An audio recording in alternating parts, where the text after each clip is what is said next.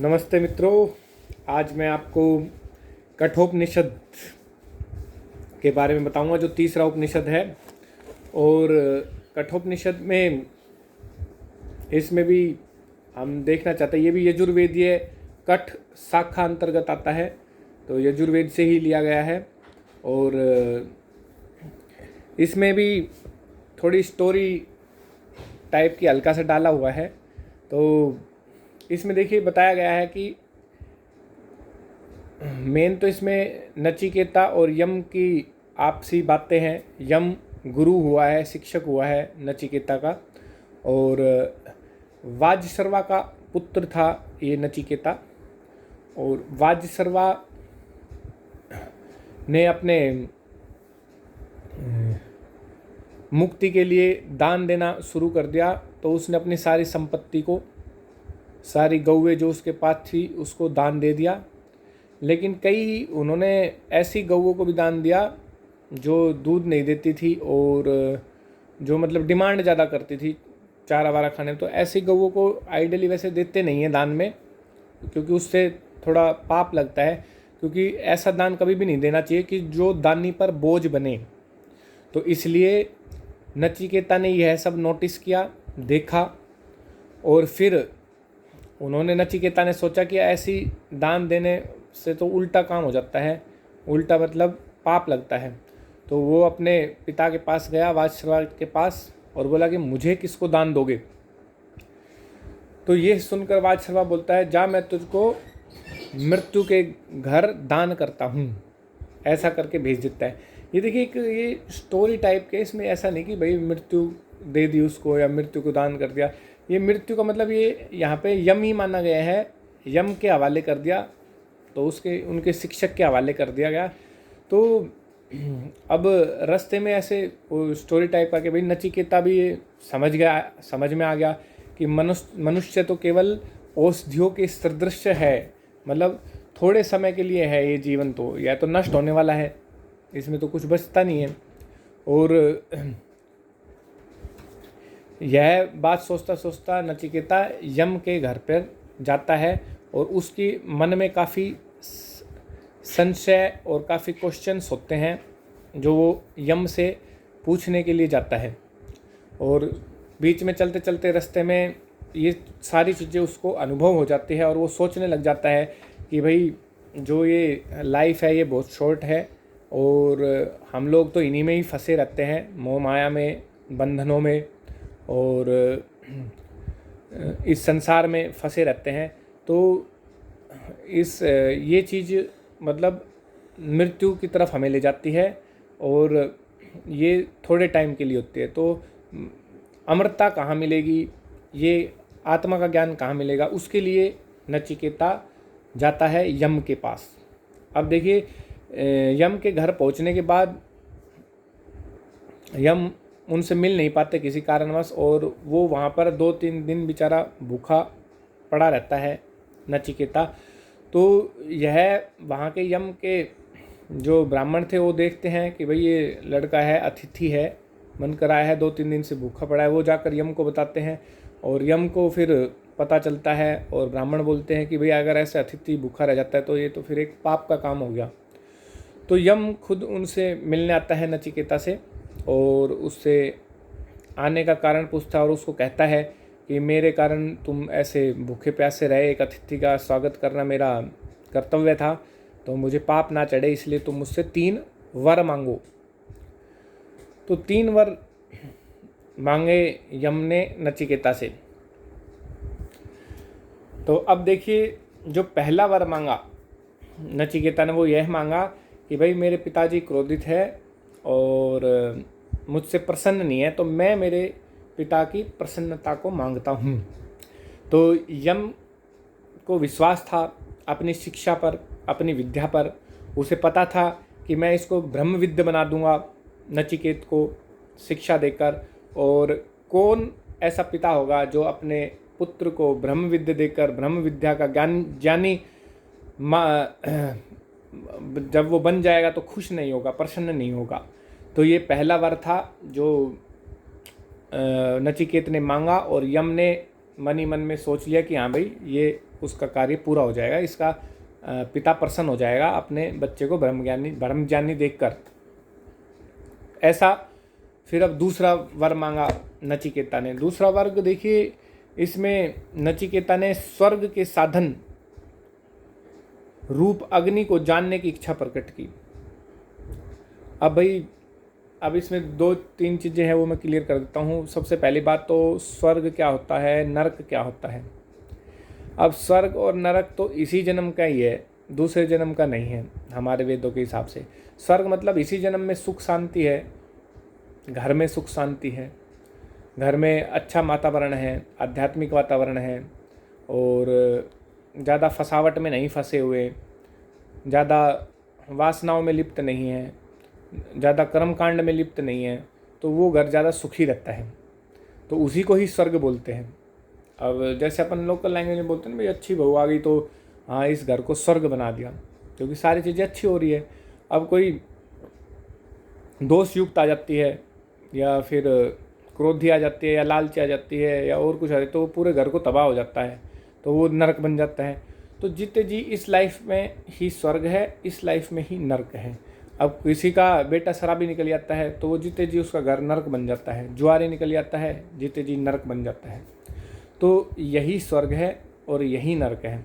लेकिन इसमें जो बताया गया है, वर मांगा गया है कि भाई स्वर्ग के साधन के रूप में अग्नि, ये मोक्ष का तात्पर्य है यहाँ पे कहना कि भाई स्वर्ग यहाँ पर मोक्ष ही है। स्वर्ग यहाँ पे ये माना गया है इसमें उपनिषद में कि जहाँ मृत्यु नहीं आती हो, भूख प्यास ना लगती हो, और एक किस्म का मोक्ष हो गया, तो ये कहना चाह रहा है इसमें।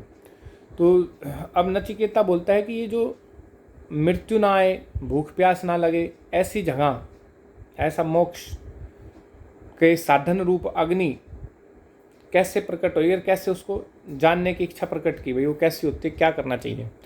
तो काफ़ी जिज्ञासु था नचिकेता। उसकी जिज्ञासा देखकर यम काफ़ी प्रसन्न हुए और उसको एक और अपने वर दे दिया खुशी से यम ने। उन्होंने बोला कि मैं तुमको उस अग्नि के बारे में बता रहा हूँ, वो है अग्नि गुहा में रहती है। गुहा मतलब गुफा, शरीर के अंदर रहती है, जो रहस्यमयी है, और जिसको हम मनन से, ध्यान लगाकर, योग से उसको हम जान सकते हैं। अब यह अग्नि को नाम उन्होंने नचिकेता अग्नि भी दे दिया, नचिकेत अग्नि भी दे दिया। अब नचिकेत अग्नि का अर्थ ये हुआ कि भाई जो तीनों आश्रमों में अग्नि की उपासना करेगा, मतलब जो ब्रह्मचार्य आश्रम में, गृहस्थ आश्रम में, वानप्रस्थ आश्रम में, इन तीनों आश्रमों में जो इस अग्नि की उपासना करेगा, मतलब मनन करेगा, चिंतन करेगा अपने अंदर, और इस रहस्यमयी आत्मा को जानेगा, और जो ये जो संधियाँ होती है, 4 आश्रम जो मैंने बताए थे, ब्रह्मचार्य आश्रम, गृहस्थ आश्रम, वानप्रस्थ आश्रम, फिर लास्ट वाला संन्यास आश्रम, इनके जो बीच की संधि होती है, इनको जो अग्नि की उपासना करते हुए गुजार देगा, मतलब जो ध्यान लगाता रहेगा ईश्वर का आत्मा के अंदर।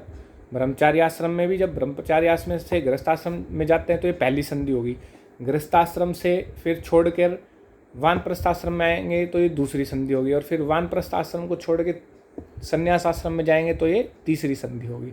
तो कहने का मतलब ये हो गया कि इस अग्नि को हर आश्रम में जगाते रहो, और जो जो आश्रम आपने कंप्लीट कर दिया उसको छोड़ते जाओ मोह माया में, और उसमें फंसे मत रहो। अब कई लोग गृहस्थ आश्रम में ही फंसे रहते हैं, कई लोग ब्रह्मचार्य ही रहते हैं, कई लोग इसमें वानप्रस्थ में फंसे रहते हैं। तो कहने का मतलब है इन जो ये संधियाँ हो रही है, इन चीज़ों से तुम आगे निकलो, और अपने अंदर की जो अग्नि है उसको मनन से, चिंतन से जानो, और इन आश्रमों की संधि से गुजरो। इसी अग्नि को नचिकेत अग्नि के नाम से जाना गया। तो ये था दूसरा वर। अब तीसरा वर मांगा यम ने नचिकेत से। देखिए काफ़ी इंटरेस्टिंग चल रहा है यहाँ पे, कितना जिज्ञासुवान था नचिकेत, और समझ गया काफ़ी चीज़ों को कि भाई संसार में कुछ नहीं रखा ज़्यादा। तो तीसरा वर जो मांगा है वो यही मांगा है कि भाई मृत्यु के बाद में आदमी मरता नहीं है, यह पूछता है नचिकेत यम से। तो इसमें आत्मा की अमरता से संबंधित ये क्वेश्चन किया गया है कि भाई आत्मा अमर है क्या। तो इसमें देखिए दो विचार होते हैं, एक तो होता है आस्तिक विचार, एक होता है नास्तिक विचार। आस्तिक विचार में आप देखेंगे आस्तिक वाले तो आत्मा को अमर मानते हैं, अजर मानते हैं, जो कभी नष्ट नहीं होती, और उस हिसाब से अपने कर्म करते हैं ताकि आत्मा दूसरा जन्म अच्छा ले, या फिर ऐसा अच्छा कर्म करते हैं, योग लगाते हैं कि ईश्वर की प्राप्ति करके मोक्ष करते हैं, तो फिर जन्म मरण के बंधन से कुछ अरबों खरबों सालों तक मुक्त हो जाते हैं। नास्तिक विचार जो होता है वह ये मानता है कि शरीर के साथ ही सब कुछ नष्ट हो जाता है, आत्मा कुछ भी नहीं होती, इसी जीवन में एंजॉय करो, मौज मस्ती करो। जैसे चारवाक ऋषि चारवाक मानते थे, चारवाक ने अपना दर्शन भी दिया हुआ है। तो ये जो तथ्य है चारवाक के बारे में, लोकायत मत भी बोलते हैं जिसको, इसकी मैं वीडियो निकाल चुका हूँ, सत्यार्थ प्रकाश समोल्लास में करके है, वीडियो देख सकते हैं आप, लोकायत मत। और उसमें मैंने अच्छे से समझा दिया है कि भाई ऐसे तो फिर सब कोई मोक्ष हो जाएगा, कुत्ते का शरीर भी मरता है, बिल्ली का शरीर भी मरता है, वो भी मर जाएगा, फिर आत्मा वहीं ख़त्म हो जाएगी, ऐसे तो फिर सबका ही मोक्ष हो जाएगा। तो ये गलत धारणा है, गलत मानना है, ये वैज्ञानिक और वेदों पर टिकी हुई नहीं है। तो इसके लिए आप मेरी पुरानी वीडियो दे सकते हैं, मैं इसमें ज़्यादा डिटेल में नहीं जाऊँगा। अब देखिए आत्मा के बारे में क्वेश्चन किया नचिकेत ने। तो जो ये आत्मा का ज्ञान है, ये जो रहस्यमयी ज्ञान है, उपनिषद गीता जो मैं आपको बताता हूँ, यह भी सब लोगों के योग्य नहीं होता। सब लोग इसको झेल नहीं पाते, हजम नहीं कर पाते, खास करके नास्तिक लोग, और जो दूसरे लोग जो फंसे हुए हैं इस संसार में, फसावट में, मोह में, ममता में, धन में, वासना में, और जो लोग दुराचारी हैं, जो अशांत है, जो तर्क वितर्क में उलझे रहते हैं, वो ब्रह्म विद्या के लायक नहीं होते, और उनको ब्रह्म विद्या देनी भी नहीं चाहिए। तो इसमें यम ने प्रलोभन दिया, नचिकेत की परीक्षा ली पहले कि भाई ये आत्मा की अमरता के बारे में इसको बताऊंगा तो इसकी योग्यता होनी भी चाहिए या नहीं है, इसकी योग्यता है भी या नहीं है। तो यम ने उसको लालच दिया कि बोला ये क्या तू आत्मा वगैरह की बात कर रहा है, मरने के बाद क्या आएगा क्या नहीं, मरने के बाद तो मरने के बाद ही पता लगेगा, इन चीज़ों को छोड़, ये तो ज्ञानियों का काम है, तो छोड़ इनको। तू ये कर, इस क्वेश्चन के अलावा तेरे को मैं बहुत ढेर सारे पुत्र पौत्र देता हूँ और मांडलिक राज्य देता हूँ, वो ले ले, और ये प्रश्न मत पूछ, और इसके अलावा और कुछ पूछ ले। लेकिन नचिकेता मानता नहीं है, और नचिकेता जिज्ञासु रहता है। प्रलोभन देने पर भी उसको आत्म संबंधी विद्या चाहिए होती है। तो यह सब देखकर वो मोहबंधन में नहीं फंसता नचिकेता, तो यम खुश हो जाते हैं और उसको फिर विस्तार से इस क्वेश्चन का आंसर देते हैं, और उसको इसका पात्र भी समझते हैं कि भाई ये पात्र है, समझने लायक है, समझाने लायक है, इसको इसके बारे में डिस्कस किया जा सकता है। ऐसा ही देखिए महाभारत में भी एक प्रसंग आता है, उसमें ययाति राजा हुआ था। ययाति राजा काफ़ी बूढ़ा हो गया था शुक्राचार्य के श्राप से। फिर उन्होंने तपस्या वगैरह की, लेकिन फिर से वो ययाति राजा जवान हो गए, उनको फिर से जवानी मिली कई, और उन्होंने काफ़ी भोग किया। लेकिन लास्ट में उन्होंने फिर यही बताया कि चाहे कितने ही जन्म ले लो, ये भोग विलास कभी ख़त्म नहीं होने वाले, तो हमको हमारा जो जीवन है वो काफ़ी शॉर्ट है, हमको इनसे निकलना चाहिए। तो ये चीज़ें थी। तो इसमें फिर अब यमाचार्य ने नचिकेता को अच्छे से समझाया। द्वितीय वल्ली बता रहा हूँ मैं, अभी मैंने प्रथम वल्ली ख़त्म की है। द्वितीय वल्ली में इसी आत्मा की अमरता के बारे में ही बताया गया है, और कुछ थोड़ा परमात्मा के बारे में बताया है यम ने। तो इसमें दो मार्ग बताए हैं, एक तो श्रेय मार्ग, एक प्रेय मार्ग। श्रेय मार्ग निवृत्ति का मार्ग है, प्रेय मार्ग प्रवृत्ति का मार्ग है। श्रेय मार्ग विद्या का मार्ग है, प्रेय मार्ग अविद्या का मार्ग है। जो मंद बुद्धि लोग होते हैं वो प्रेय मार्ग को चुनते हैं वो अपने लक्ष्य से भटक जाते हैं। लक्ष्य क्या है? ध्यान लगवाना ईश्वर का, मोक्ष प्राप्ति करना, योग साधना करना और संसार के बंधन से मुक्त होना।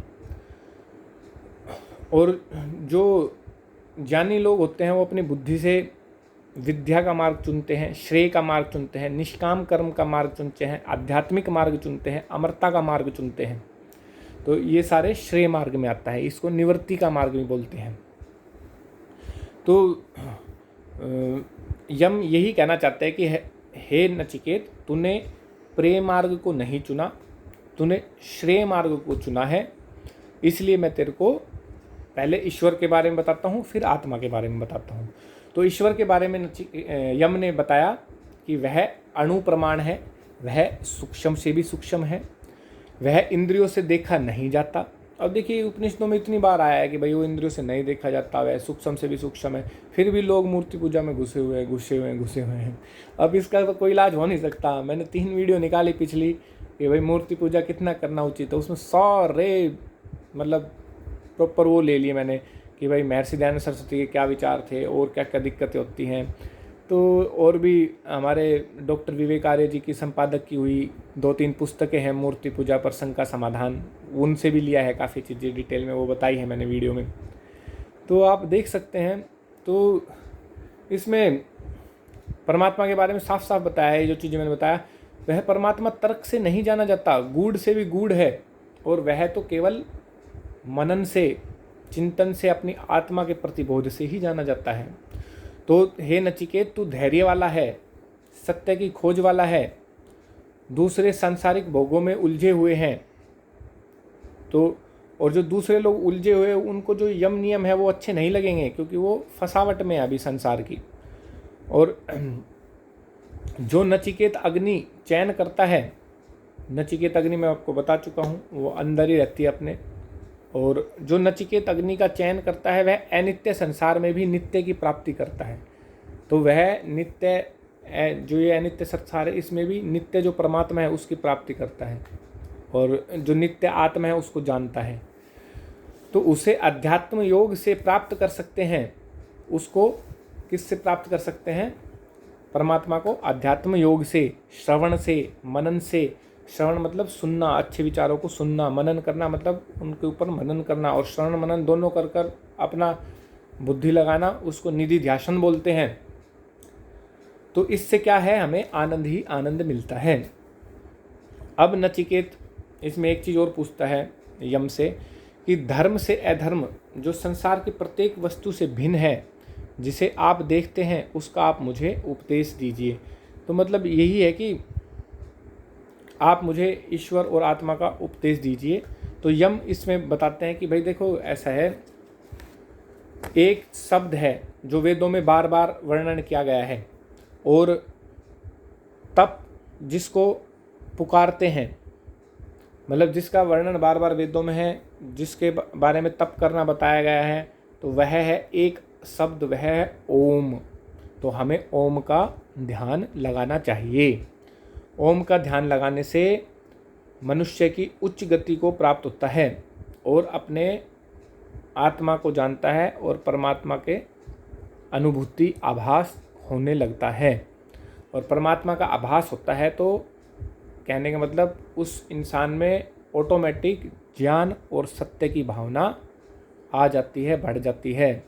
तो वो जैसा परमात्मा के गुण होते हैं, वो ज्ञान वाला है, वो सर्वज्ञ है, वैसे ही गुण मनुष्य में आते रहते हैं जैसे जैसे समाधि ज़्यादा लगती रहती है।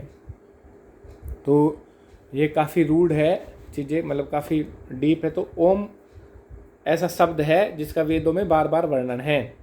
और आत्मा के बारे में भी फिर यम ने बताया, यह अजन्मा है, यह नित्य है, यह निरंतर है। जबकि चारवाक जैसे जिन्होंने दर्शन लिखे हुए हैं, चारवाक के, वो आत्मा को नहीं मानते, शरीर का नष्ट होना ही सब कुछ नष्ट होना मानते हैं। तो ये मैं पिछली वीडियो में अच्छे से बता जाया। तो इन्होंने यही बताया कि भाई यम ने जो दुराचार से हटा नहीं, जिसका मन अशांत है, जो तर्क वितर्क में फंसा हुआ है, उनको ईश्वर की प्राप्ति नहीं हो सकती।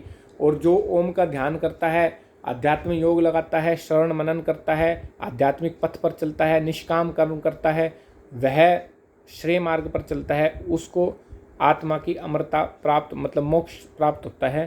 और ये तीनों वर थे जिन्होंने अच्छे से एक्सप्लेन किया है। मैंने तीनों वर जो मांगे थे नचिकेता ने यम से। और आज के लिए इतना ही। ये 2 वल्ली थी जो कवर की है मैंने इसमें, अभी 6 वल्ली है इसमें कठोपनिषद में, और 4 और बच रही है, तो ये दूसरे वीडियो में निकालेंगे। बाकी देखते रहिए, चैनल लाइक करिए, सब्सक्राइब करिए। धन्यवाद।